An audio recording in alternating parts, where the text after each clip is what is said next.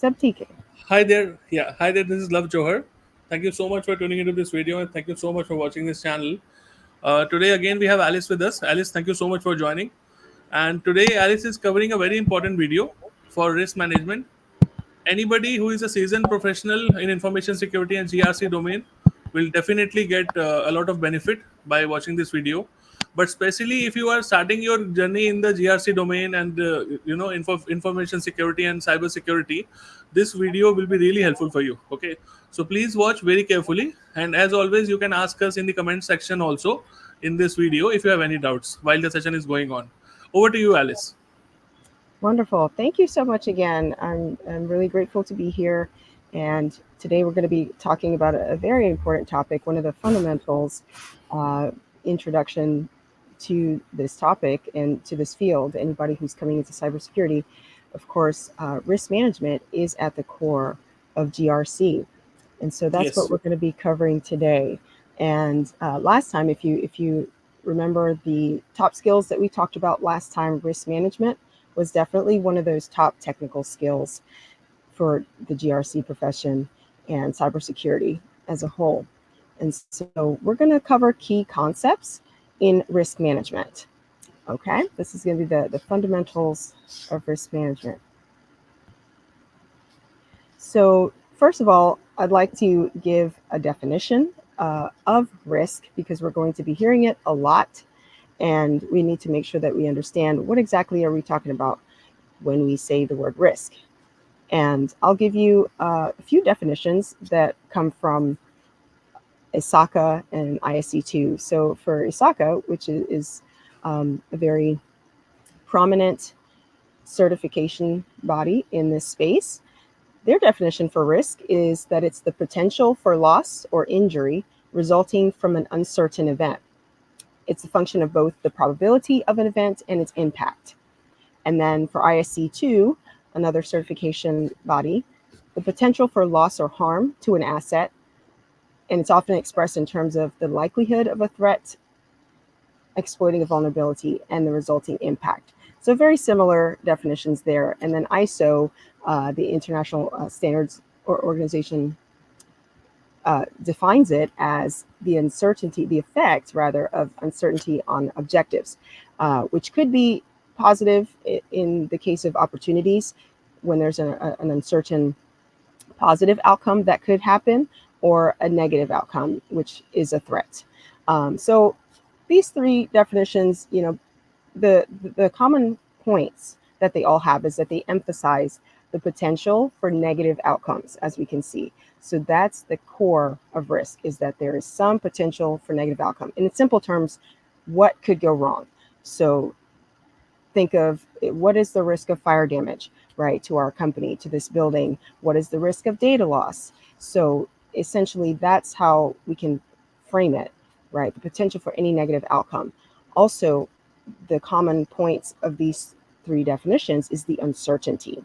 So risk is inherently linked to uncertainty about future events, okay? And also impact and likelihood. We saw that being repeated in those definitions.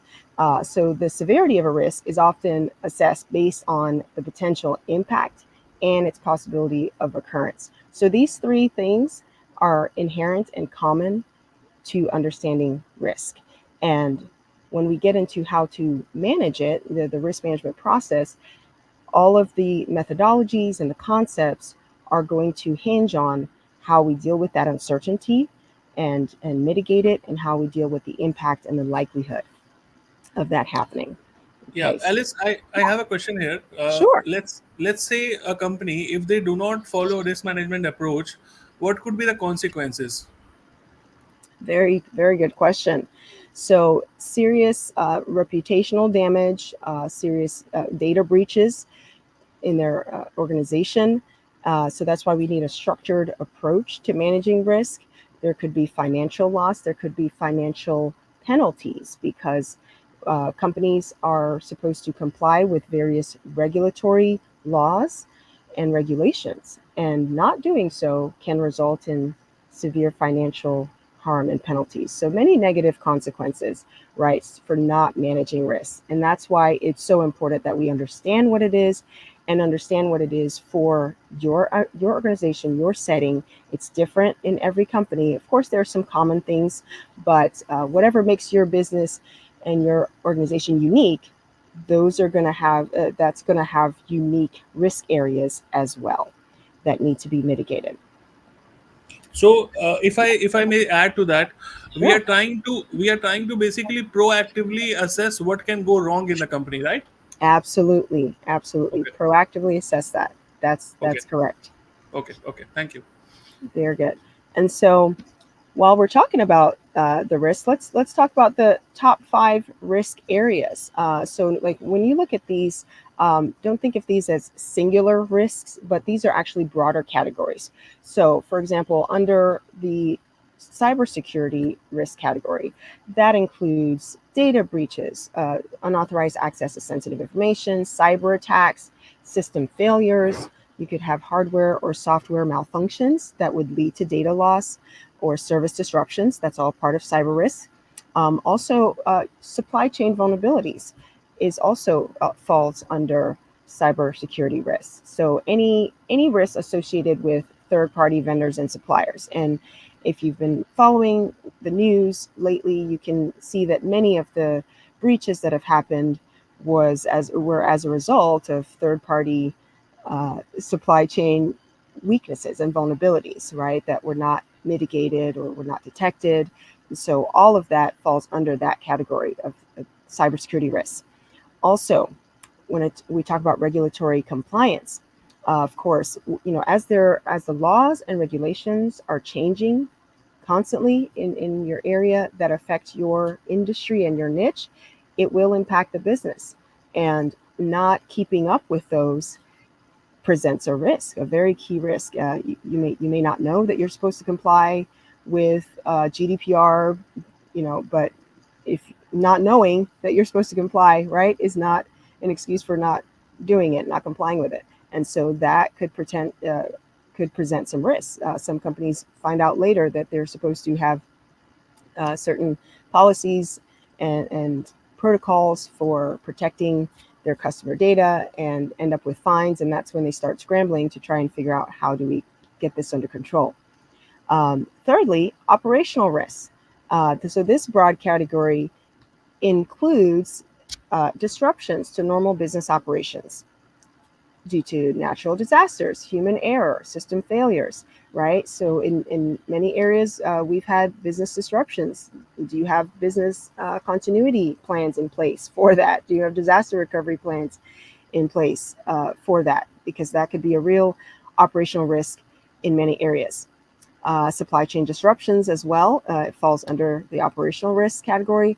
Fraud and corruption and other failure to adhere to industry regulations and standards could disrupt your operations, right? So just think of anything that's going to interrupt normal business operations. When I was working in e-commerce with Amazon being our major partner during COVID, we had major disruptions due to warehouses being shut down and therefore the fulfillment channels and inventory getting shipped to customers. All of that was disrupted. And so we had to enact and activate our business continuity plans and things that we had prepared, contingencies for that time. And yeah, you can probably speak to that as well, Johar. How were you affected? How were your operations in your company affected specifically in the past few years when we had COVID? Definitely, in terms of having teleworking, remote working, definitely this was all new, right? Never had a hybrid culture before. It was altogether a new thing, and specifically, security played a very important role during that time because if Yes. a company would not have appropriate policies and procedures in place, there would be a chaos, right? So Right. it's very important that security played a very important role at that time. Yeah. Absolutely. Definitely. Next, financial risks. All right. So under this risk area includes fluctuations in interest rates, exchange rates, commodity prices that will affect the company in adverse ways that they may or may not be prepared for. Credit risks. So that's the risk of customers and counterparties defaulting on their financial obligations, which could put the companies in a negative financial position. liquidity risks, inability to meet their short-term financial obligations, and then any other financial losses due to operational failures or fraud. So that's a big one that companies, banks, and financial companies are grappling with, and making sure that they handle that. And of course, they're heavily regulated by things such as Sarbanes-Oxley and GLBA, Graham-Leach-Bliley here in the U.S., and other SOX-like frameworks in other countries. So this is, a lot of those things came after the fact, after something serious happens, and then the government and local authorities put in place these measures. So sometimes, as companies, leaders in our organizations, we need to be proactive and be ahead of it, because it's not all the time that the government and the laws, right, keep up with this. They're sometimes behind.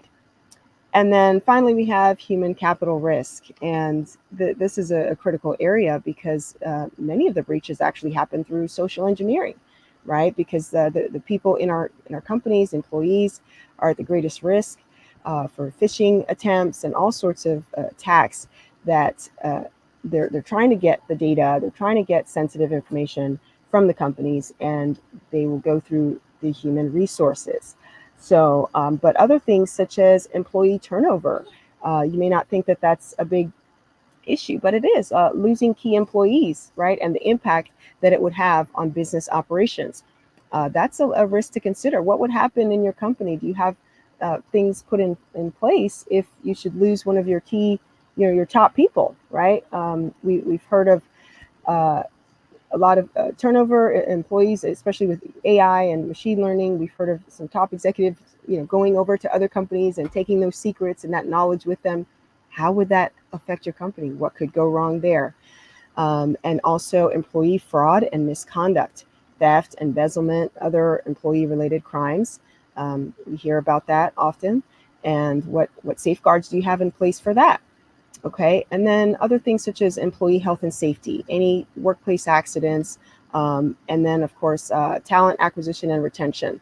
So that's also a risk to an organization if they're having difficulty finding and retaining qualified employees. That's a big risk to a company. Yes. Yeah, and would you like to Yeah. touch on that? Yeah. So first of all, Alice, a very important criteria that you have put across for top 5 risk categories. A very good hands-on to somebody who is starting their journey into risk assessment process. So this is where you need to focus on. So you have very clearly laid out the approach, how the approach should be. What all areas we need to identify. Now, one thing I want to ask was, out of these 5, what would be the top 2 for you, Alice? What were the top 2 that you would actually think about the most? Like, from where would you begin actually? Yeah. Yes. So I would start with the human resource risks and the cybersecurity risks. And I picked those two because, as I mentioned, the people, if they are not well trained and aware of all the risk areas, we need to communicate that to them as practitioners, right? We need to communicate that it is not solely the responsibility of the GRC team or the IT security team to handle that. We need to ingrain into the employees and workers and contractors, all those that are connected to the company, that it is a collective responsibility. If someone carelessly leaves a laptop with sensitive information in a public area and it's stolen, or someone is surfing over their shoulder and copying information, that's a risk. And if they're not aware of that, right, if they're not aware that that could cause a breach or a major damage, that's a problem. So we've got to start there with the people first, and then from there I would branch out to those securing those cybersecurity risks, which you can mitigate those through your administrative controls, your technical controls, and your physical controls as well. Because as we are more and more moving into the cloud space, we need to make sure that breaches stop at that level, at the technical level, and being able to have those. So those would be my top 2 there. Yeah, Sharon actually agrees with you, Alice. Sharon has dropped a comment that she also completely agrees with you on the thought for HR, because she thinks that they are the least tech savvy. Yeah, Mhm. of course, Sharon. Thank you so much for the comments. Thank Yeah, you. thank you. That's a good point. Yep. So Yeah, we need to educate all the staff in all departments, make sure that they're very aware of that. All right. And so, as we talk about, we've talked about the understanding of risk, defining it, what it is, what could go wrong. Now, let's touch on the key points when we get into the risk management process. So, be thinking of this as we're talking about how we're going to handle it, and the importance of risk management, which you asked a question, very important question early on, which gets us in that mindset of we know that it's important because of increased security posture, regulatory compliance, but the other reasons we do this is because it enables the enterprise to become more resilient to cyber attacks when you are proactively addressing potential issues. And this could actually result in significant cost savings and time savings, right? You would rather deal with it on the front end, spend the money to prevent it, than try to mitigate something after a breach occurs, which is very costly in fines that you may receive, and reputational damage, and loss of customers, loss of business, so many things that could uh, affect the company negatively. And also, it reduces unexpected costs, right, by identifying those risks early and planning ahead for them. Also, very important in improved decision making, right? Because when you take a structured approach to managing risks, it's going to lead to better informed decisions. Management will know how to allocate resources for the budget, and also this will increase stakeholder confidence. So you'll be able to build trust with your customers, with your stakeholders, investors, by demonstrating your commitment to managing uncertainties. And that's what they need. They need that reasonable assurance, right? If you work in auditing, you hear a lot this phrase, reasonable assurance. We need to provide that to our customers. That's what these ISO certifications and SOC 2s, that's what they certify, right? It gives some sort of reasonable assurance to the stakeholders. And then also, by doing this, you will ensure adherence to regulatory requirements, which will reduce the risk of legal issues. And we don't want that. We don't want legal issues. Other key points as we go through the risk management process is that your company's definition of risk should align with the overall risk management framework that your organization is using. So if you're using ISO or NIST or COSO, whatever the framework is, needs to be in alignment with that. And the best practices that you put in place should be established in compliance with the organization's risk tolerance and risk appetite. So you need to make sure that you understand that when you're defining and managing risk. Would you like to touch on risk appetite based on your experience, Love? Yes, definitely. So every organization has their own level of risk culture. Some organizations are risk averse and some organizations are not. So depending upon that, every organization has their definitely have a risk appetite. So you need to make sure that the risks are within the risk appetite itself, and there is no way that the risk should go above the risk appetite. So the whole perspective of doing the entire risk management exercise is to do that only, right? Just to make sure we control the risk appetite of the organization, right? Yes, Yeah, absolutely, yeah, absolutely. Because otherwise, it won't work if it's not in alignment, and you're trying to you're telling the organization we need to do this X, Y, and Z, and they're saying we don't have the budget for this, we don't even have yeah. the mindset, they're not ready for it. It's going to fail. It's not going to be successful. All right. Yes. And so, risk management involves identifying, assessing, and responding to risks to minimize their impact on the organization. That's what this whole thing is about. That's why it is the core of governance, risk, and compliance, right? So, having this structured approach is essential for navigating those uncertainties in the information security management system. Yeah. So, uh, Alice, yes. one thing comes to my mind when we talk about this risk.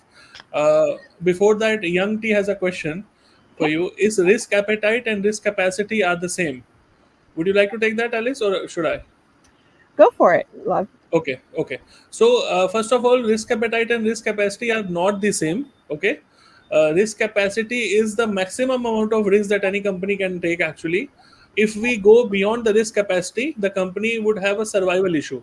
The company might stop existing. Okay, so we never go till risk capacity first of all.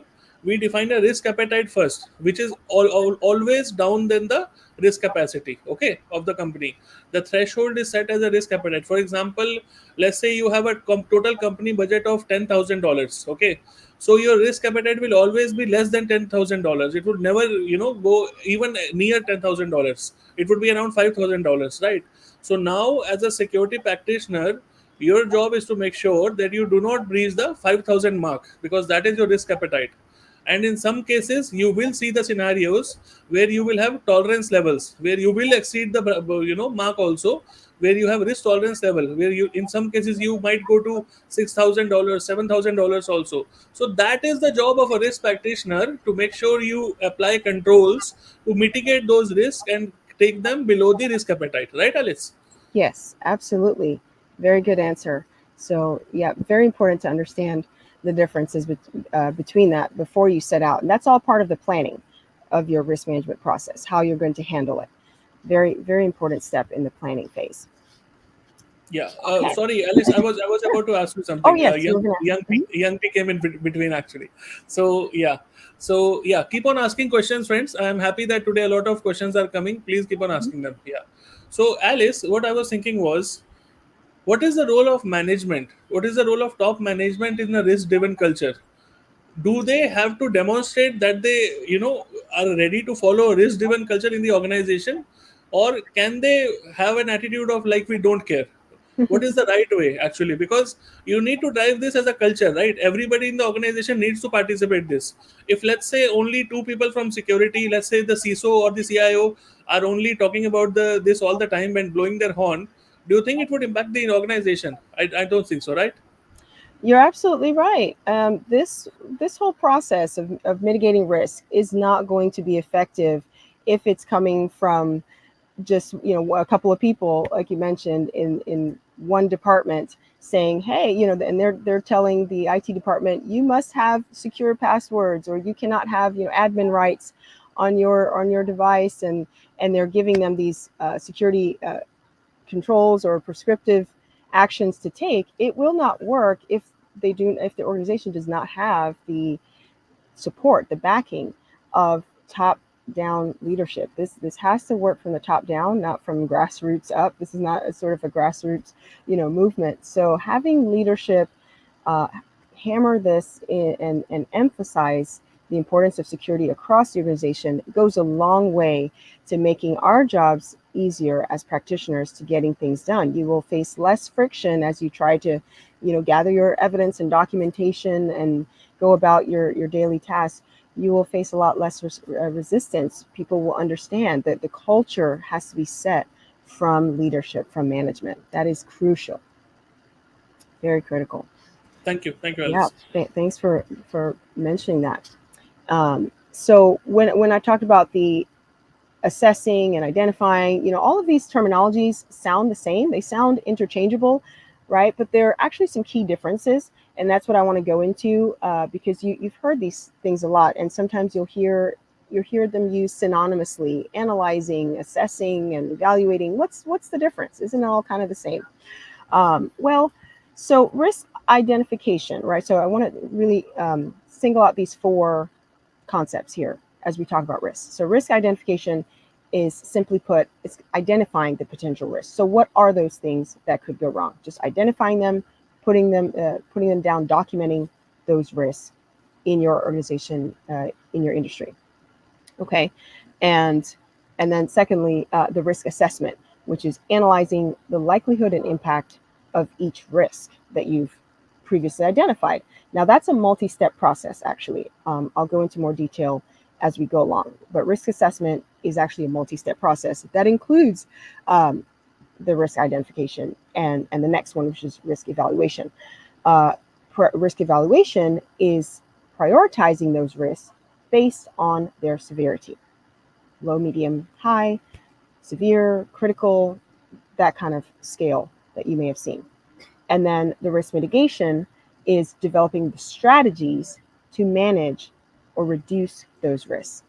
Again, all starting from the top, that first step of identify. If you don't know what the risks are, if you haven't identified them, you can't do anything else after that, right? So, Absolutely, yeah. absolutely, Alice. And all of you who are watching, this is the golden slide for you, because Mhm. this is being asked in all the GRC interviews. Most of the questions are being asked around this thing only. And trust me, most of the people out there, they don't know the differences. So Alice has been very grateful. She has laid out for all the first four, and she is trying to make you understand what are the difference. Half of the people think that all of these are same. Okay, so never Mhm. commit this mistake in the interview. Okay, watch this slide very carefully and try to understand what Alice is wanting to add to it. Okay, thank you, Alice. Exactly. Yes, absolutely. And when I talked about risk assessment being a multi-step process, that involves your qualitative and quantitative risk analysis. Okay, where you're prioritizing it based on probability and impact, whereas the risk evaluation is prioritizing it based on the severity.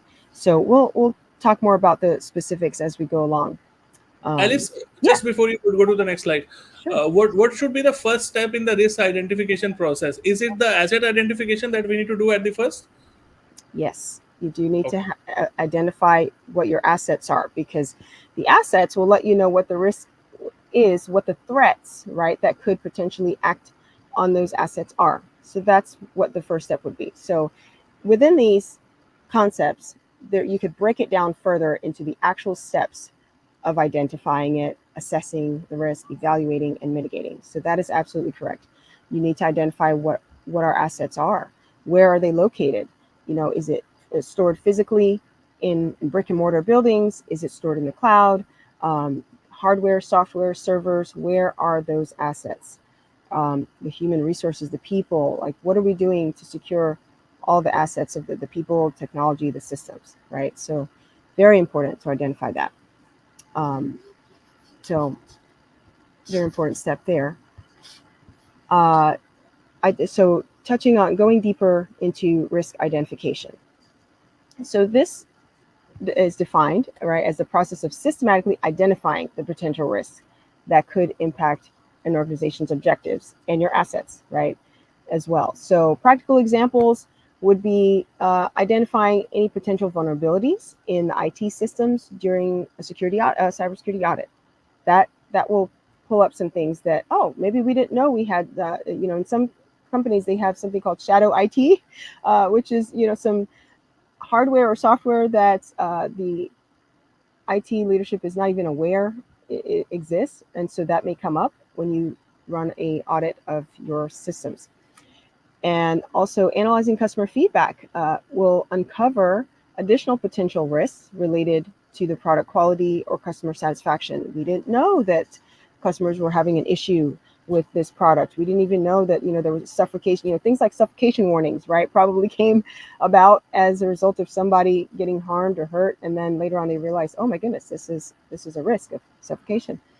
Um, and then conducting a review of financial statements to identify potential risks related to fraud and accounting errors. As I mentioned before, some of those regulations like SOX that was put in place after the Enron scandal, it revealed a whole lot of risks in even the messaging back and forth. So now there are controls put in place due to that. So Yeah, that's all part of identifying the risk. Did you want to Alice. add something to that? Yeah, in the first step, where you say identifying potential vulnerabilities, Mhm. so could I have vulnerability assessment and penetration testing contribute to that part? Yeah, you mean can you have that connected to that risk Yeah. identification? For Yes. example, if I want to find out the potential vulnerabilities, can vulnerability assessment and penetration testing help me there? Yes, that could help bring up some of Okay. those risks. Yep, that's when you do that cybersecurity audit. That would be doing your pen testing and your vulnerability scanning. That could reveal potential weaknesses and vulnerabilities that were previously unidentified, right? And Okay. so, Okay. yep, Okay. very Okay. very important point. Okay. Absolutely. So next, when we talk about the risk assessment, of course, this is huge. Huge. This is like the core within the core, multi-step process, and actually identifying the risk is part of that. That's actually step one in identifying the risk process. Then you can assess that, and then next you would analyze each risk likelihood and impact. And I'll go into more detail on the next few slides about how different frameworks such as ISO and NIST and COSO, ERM, how they treat risk or how they address it, because in a risk-based approach, each framework has a slightly different take on it, right? And so that's why, again, I mentioned earlier when we talked about defining and understanding risk, your company's definition needs to align with the particular framework that you're using. And so it may be slightly different. Some frameworks may emphasize, doing a cost-benefit analysis in that. Okay, risk evaluation is the third step in that, and so that's about determining the level of concern for the company and then prioritizing those risks for further action. So you'll generally see this, the heat map there, which is demonstrating the likelihood, frequency. Is it occasional? Is it seldom, remotely, unlikely? These are some of these concepts and terms that come into play when we're assessing the risk as a whole. And then after that, your risk response planning or your mitigation is going to be in response to the previous steps. You're going to develop a plan to mitigate or manage risk. And then I'll describe risk mitigation separately on its own. But key difference that I want you all to get, especially the difference between risk assessment and evaluation, right? So with risk assessment, you're getting a list of identified risks along with their potential impact and likelihood of occurrence. So as you mentioned, just documenting that list of risks. And then when you evaluate it, then you're prioritizing that list of risks based on severity levels, okay, as pictured here. And then the risk evaluation step, based on how you prioritize it, is going to directly inform your risk treatment strategies later. So I want you to understand that key difference. So when you're talking about it in interviews, you can speak to that difference. So risk assessment is all about understanding the potential risks facing the organization. And then evaluating it is about determining the level of concern and prioritizing those risks for further action. All right. Okay, Alice, I have one Yes. thing to ask. Sure. How important is the role of vulnerabilities and threats while doing the risk assessment process? And second follow-up question on that would be, out of the vulnerabilities and threats, which one can a risk practitioner control? Because he's trying to understand the whole scenario, right? So can we have a hold of the vulnerabilities or can we have a hold of the threats? Out of these two, which one is the one that we can control as a security perspective, from a security perspective, right? Right. So the vulnerabilities, very good question. So those weaknesses that you've identified through your scans and other methods, so those are going to be the ones that you can focus on. So the threats, right, is the potential adverse action that could happen, that could have an effect upon those vulnerabilities, which you can't always control the threats that are out there. Yes. We Yes. cannot Right. control the fact that there are cyber security threats Yeah. and threat actors is what I'm trying to look for. Threat actors are out there. They're constantly looking for those weaknesses. So you can't necessarily stop them from what they're going to do and Yes. stop the negative things that will happen. But you can protect yourself by focusing on the vulnerabilities that you've Yes. identified. Very, very key. Yes. Yeah. Yes. And Because threats are external to our environment. We don't have any control over exactly, that, right? Yeah. exactly. Yeah. Exactly. They're Thank you. external. So Thank you. you can only control your internal environment. So Yeah. and even going through and being diligent and meticulous through this doesn't mean that you've eradicated a 100% of all risk, right? Or that you won't still be vulnerable or prone to an attack happening. It does happen in some cases, unfortunately. But the damage is lessened by having a structured approach in place, right, to handle it when it does occur. I think I heard someone once say that there are two kinds of organizations. There are those that have been hacked, and there are those who don't know they've been hacked. Okay, so it's good. You kind of have to plan for the worst and prepare for it. That at some point, some negative adverse action, may happen, and also you need to plan for an audit when you're thinking through this. Plan that you will be audited at some point, if not directly through some regulatory compliance that you have to comply with. by a third-party vendor that you want to work with, there will be an audit. So planning for an audit, planning for those threats will put you in a better position to have a structured approach to mitigating the risks. Yeah. Thank you, Alice. Absolutely. And then, so that fourth concept of risk mitigation.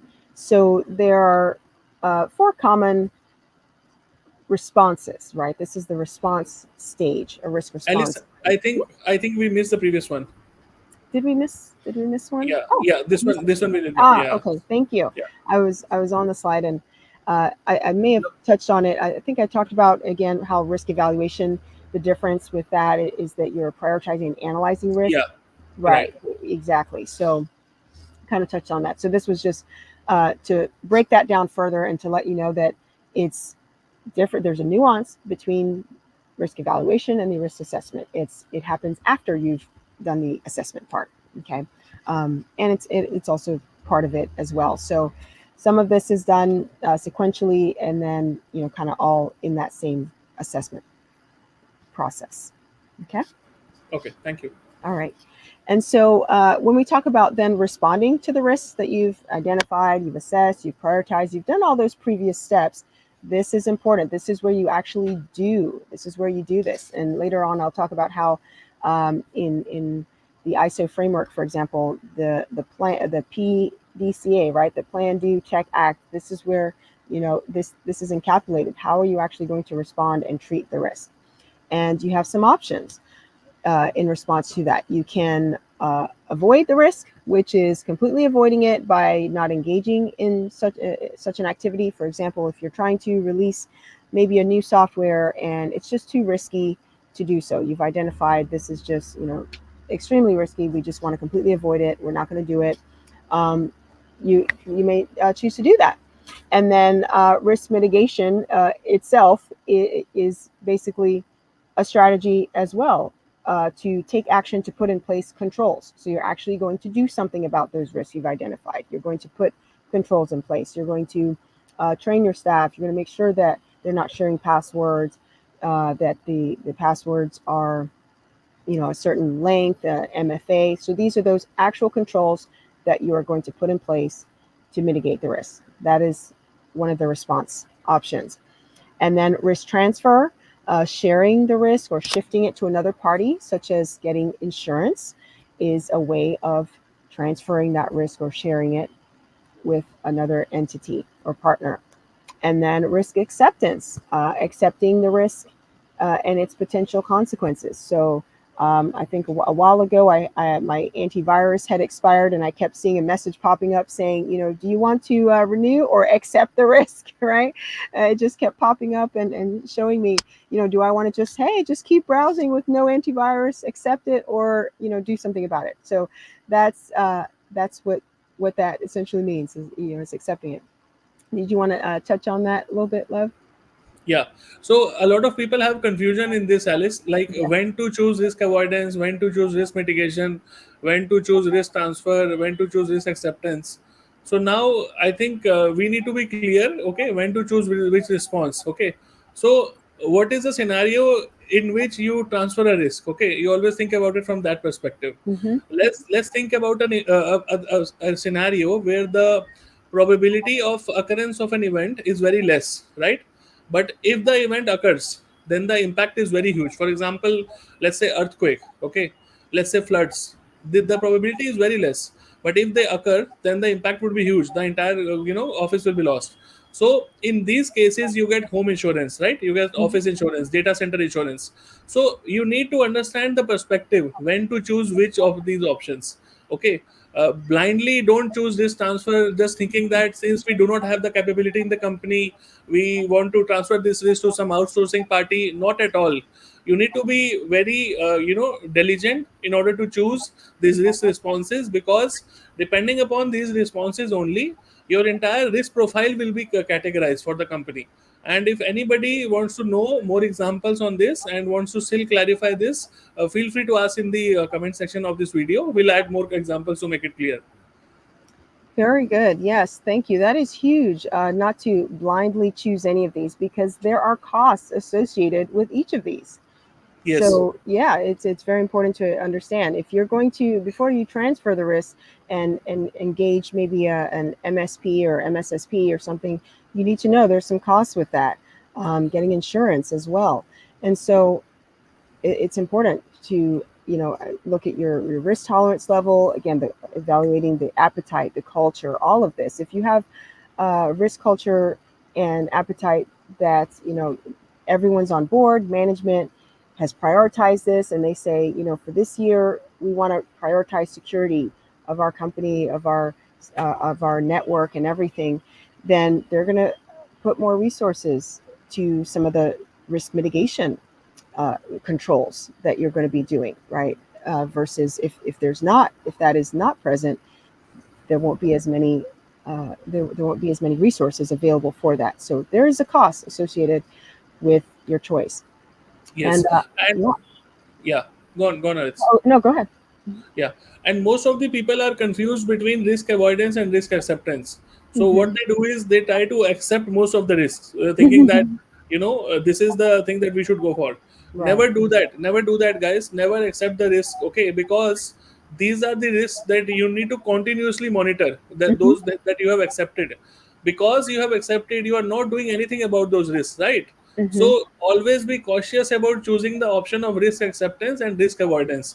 These Right. two are very, very tricky options. Why? Really tricky. Because you are not doing anything about these two options, right? So always be cautious about them and choose wisely which one you are looking for. Either you are using risk avoidance and either, or you're looking for risk acceptance. Don't think blindly that today if the risk appetite is less, Hmm. the risk is falling lesser than the $5,000 risk appetite, you simply accept the risk. No, tomorrow it may rise to the risk appetite level also. Then what Hmm. will you do? So it's basically you're adding on to your own, workload if you're accepting all the risks.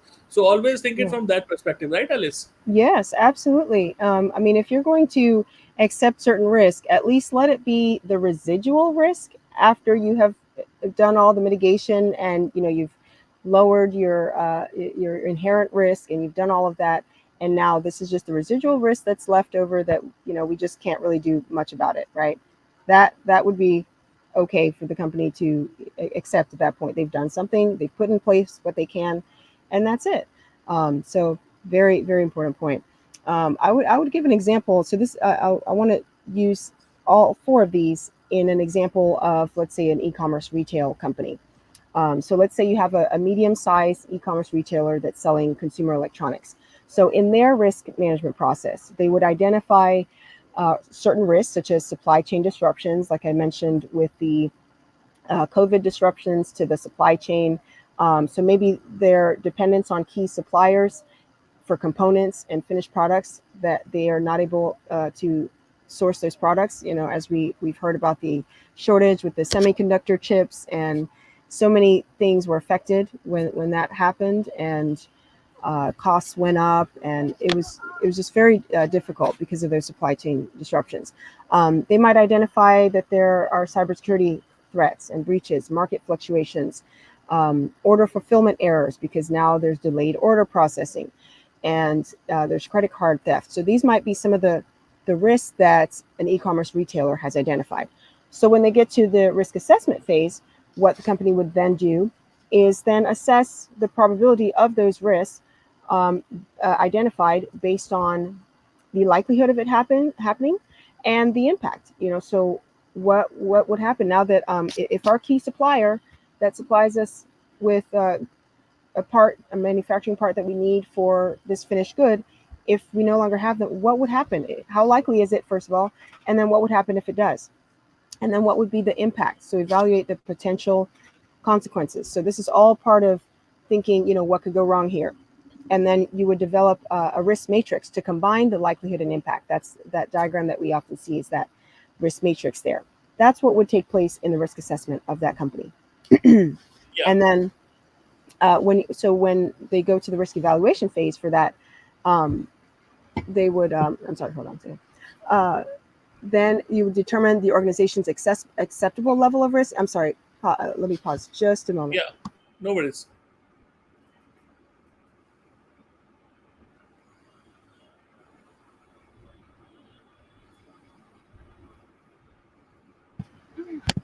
Thank you so much. Yeah, So risk tolerance, this is where you would tackle that, determine what's this this company's rather organization's acceptable level of risk here based on their appetite and strategic objectives, and then do a risk ranking. I don't think we talked about that, but this is basically that risk ranking where you prioritize based on yeah, the overall impact, and then decide on the risk that will be accepted. Are you going to accept certain risks? Because if our primary supplier goes down and we've identified some other backup suppliers and they can only supply a part of what we need, at that point you just kind of have to accept it. So some companies basically could not deliver their finished product to the level that they used to because the supply chain was disrupted, and they communicate that to their customers and let them know, look, there have been disruptions and shortages. And so that's part of that risk evaluation phase in this scenario.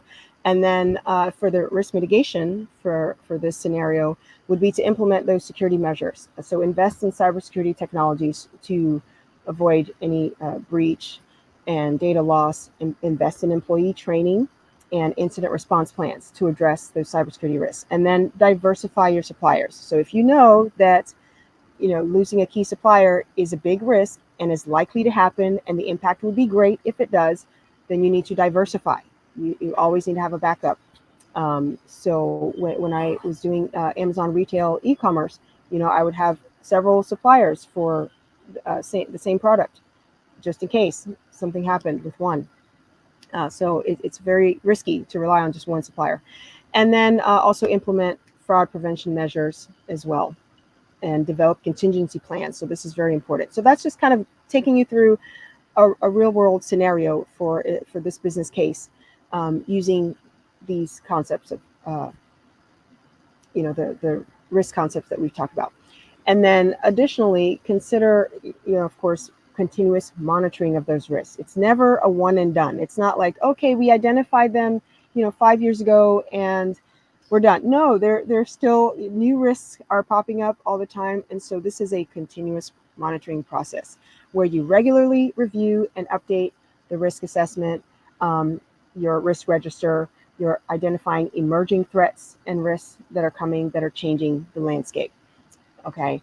And then effectively communicate these risks to your stakeholders, to the leadership, for informed decision making and documentation. So these three things are very important when we talk about the risk management process: continuous monitoring, communicating effectively those risks, and the documentation of them. Because it's going to be important to, when you're doing this year's assessment, okay, what did we do last year? How did we handle it a few years ago? And what can we learn from that? What worked, what didn't work? Did you want to add something to that? no, Alice, you actually laid it out very well. Only one thing I was just thinking, people who are watching, and even if you watch after the live, try to answer one of my questions. I really want to know your understanding about risk management process. When we say risk is equal to likelihood into impact, by doing all this risk assessment and risk management, what are we trying to control at the end? What are we trying to minimize? Alice, this is not for you. This is for the people who are watching. Sure. Are we trying to minimize the probability, or we are trying to minimize the impact? Just think about it and let me know in the comment section. After risk management process and after treating all the risks, what is one thing you are trying to achieve? Are you reducing the likelihood, or are you able to reduce the impact? Out of those two, which one you are able to reduce? Yeah, this is a question for all the viewers. Yeah, sorry, go That's on, good. Alice. Yeah, Yeah. great question. I'll be curious to see what people's responses are. Okay, thank you, thank you. Awesome. All right. And as we come to the conclusion of this, we've talked a lot about the risk and how you handle it within your organization. A lot of this is set by the particular framework that you're using. And I talked about how, with ISO 27001, which is one of the leading international standards and frameworks on this. So within their plan, do, checked, act, the PDCA cycle, risk management, the identification, the assessment, evaluation, and mitigation is all captured in those various steps. And so there are nuances to that. I know, Love, you're an expert on ISO 27001. I'd love to get your thoughts on the nuances, the differences that you've seen in that versus, NIST or NIST CSF, NIST RMF, COSO, some of the others. What are the unique ways that ISO handles risk? So the beauty of ISO as compared to all the other frameworks that we have is ISO always follow asset-based risk management approach. Okay. So whenever we talk about ISO 27001, it always drives the asset-based risk management approach. However, if you talk about the other frameworks, there are different methods to it, Alice. Some frameworks talk about process-based risk management. Some frameworks talk about risk priority-based risk assessment. So there are different levels to it. But if you see, I would say somebody who is beginning their journey into the risk management, area and domain, ISO 27001 definitely gives you a clear perspective, because here you are doing asset-based risk identification, which is first of all very easy to do, and secondly you are able to control that area. Okay, but if you are dealing with a process based or risk based, or there are n number of there are risk assessments out there, but if you go with that flow, you miss the key point why you are doing it actually. You are Mm-hmm. doing it in order to protect the company's assets, right? You need to protect the CIA for the company's assets, right? That's the whole perspective why we are putting all that. So Exactly. you are lost in the process of that. That's why I would always encourage the ISO 27001 over the other frameworks. Not because I know it thoroughly, because definitely I know that it is easier for somebody to understand, and secondly, it achieves the purpose also at the end. Yes. Yeah, that's a key difference. Thank you for mentioning that asset base. Very important, which is why you have to identify your assets from the beginning. And I think many of the other frameworks too, they try to make sure that the company has identified what those assets are, so that you can identify the risk to them. But yeah, ISO definitely being an international standard that many organizations have adopted, is very specific and very big on that. So the NIST cybersecurity framework, CSF, has the identify, protect, detect, respond, and recover cycle, as pictured there. And so that encapsulates, integrates the risk assessment results into the overall security posture. Also prioritizes risk based on potential impact. So a lot of similarities here, and then some nuances. With ISO, of course, the when it gets to the mitigation step, there are controls, appropriate controls from the Annex A that the organization would select based on what's a risk to that organization. And again, that would be based on the assets that they have. And so it gives you that flexibility to select the appropriate controls. If an organization does not have a physical brick and mortar location, right, you would not be putting in certain things like fire extinguishers and sprinklers and all that to prevent fire. That's not one of the risks. So it doesn't make sense to just blindly try to put in place every control, right? If it doesn't make sense, if it doesn't align with the framework and your particular risks and assets. And then one unique one is the FAIR, which is the factor analysis of information risk. That's another framework that's out there. A unique part about their risk mitigation step is that it informs decisions about the risk treatment strategies based on a cost benefit analysis. So that's a really unique one to that. And also quantify. So there's a lot of quantification of the loss potential based on factors like the threat event frequency, loss magnitude, and control effectiveness. So those are some nuances of that. If you're, for those of you who are familiar with FAIR. So that's just kind of a brief snapshot across the landscape of different frameworks, how Yeah, the risk management process is prescribed. Some are more prescriptive than yeah. others. Some are very flexible, allow you to tailor it. So just wanted to make sure to mention that and point that out. Um, The if you want, driving, yeah, yeah, Alice. go ahead. The driving factor behind all the frameworks is the same. You want to reduce the risk levels, right? Exactly. And second thing I want to add is using all the frameworks also. There is no way at all you can bring the risk to zero. There will always be a risk. Okay, so Yeah. the residual risk will always be there. Okay, so Yes, never think about that. There's a residual risk will be zero. It would never be a case. Okay, so that's right. that's why, yeah, that's why there would always be a risk, no matter which methodology you use.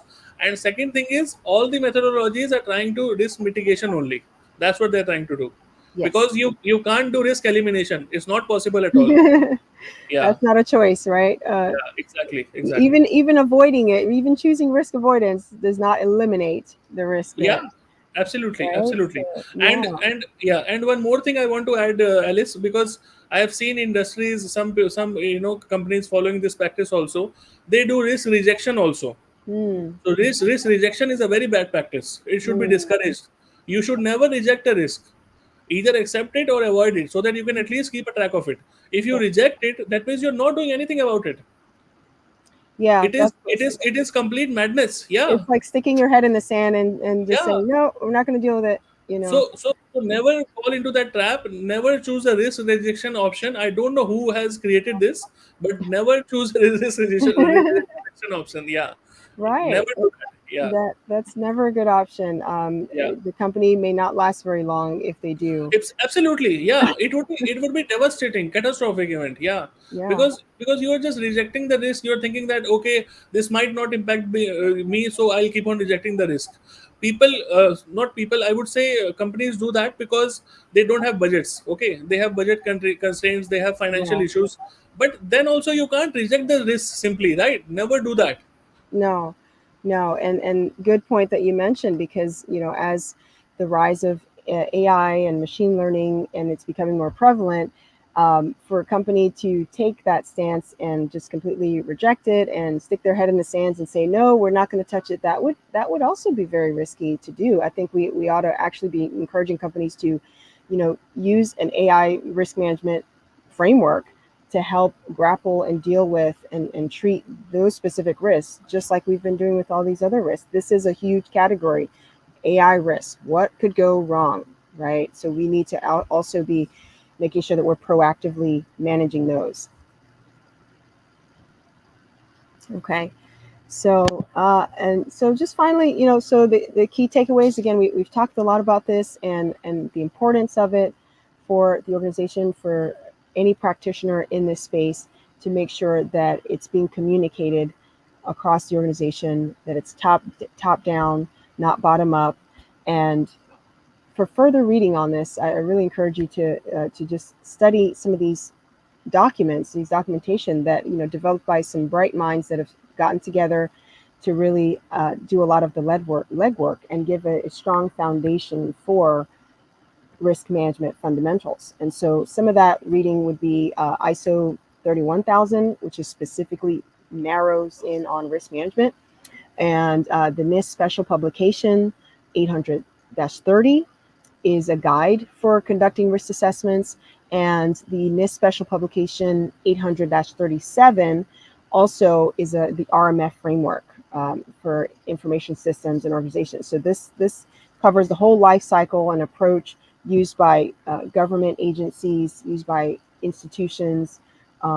Many companies have adopted 837 to really understand and get a hold of the risk management in their organization.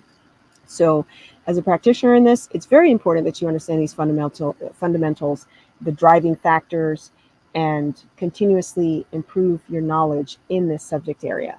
So that I would conclude on that and welcome any additional questions that you have regarding anything we've discussed today.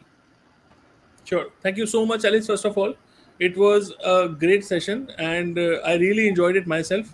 And I really think that the audience would say the same. Myself, I haven't seen such a session in the past. Like, I'll be honest. Even I have not created such a video myself. I'll be honest, because it's so much of information that you It have given is. in this video, and this is all practical, hands-on information, Alice, that we are giving out here. So anybody who will watch this video, trust me, guys, you're getting a lot of value. And the only request I want from you is just try to share this video with your friends also, so that they can also get the benefit out of it. Okay. The more we share these videos, the more people will get awareness about how to do it the right way. That's why we are creating it, right? So thank you so much, Alice. A lot of content. It's like a a big firehouse of Fire. you know Yes. yeah, yeah, yeah. It's like that. But at the end of the day, That is what we need, right? Hmm. Because without this understanding, nobody will do it the right way. That's the whole point, right? Right. People will keep on rejecting risk, companies will keep on accepting risk without thinking what's the impact, right? Hmm. That's why this is very important. All this that you discussed today is of utmost importance, especially in today's era where cybersecurity is at the boom and GRC is at the boom. So definitely we need these slides, and definitely we needed this video, Alice. Thank you so much for that. Thank you so much. I'm glad to have been able to cover a small subset of this. It's so much broader, but we covered the fundamentals and the basics to get you started thinking about this and understanding how to mitigate this and what a huge topic this is. So you're right. There's so much more to it. It's very dense. You could go deeper and deeper into this, but these are Yeah, just some key takeaways, the highlights of yeah. what risk is. Yeah, guys, everybody who's watching, we definitely need your comments on this video so that Alice gets the motivation for the next one. Otherwise, she would not come on this channel. Okay, so please, please, I'm just kidding. Yeah, please add on to your comments, and also let us know how you are managing risk in your companies, right? Because there might be some things that we are also missing, right? So please add on to the comments. What else best practices are you following in your companies so that we can get together and make it more beneficial for people who are watching, right? That is one thing.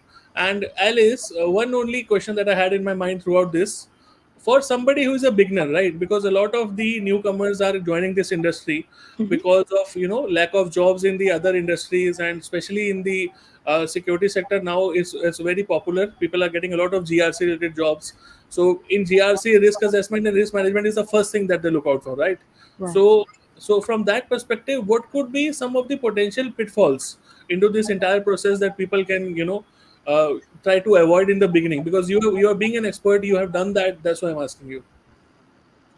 That's a great question. So potential pitfalls to avoid in this, again, is not doing the fundamental reading and understanding of of risk, and that's why I've suggested some of these uh, readings to understand what the risks are. What is a risk? Just those basic definitions. You really have to understand that.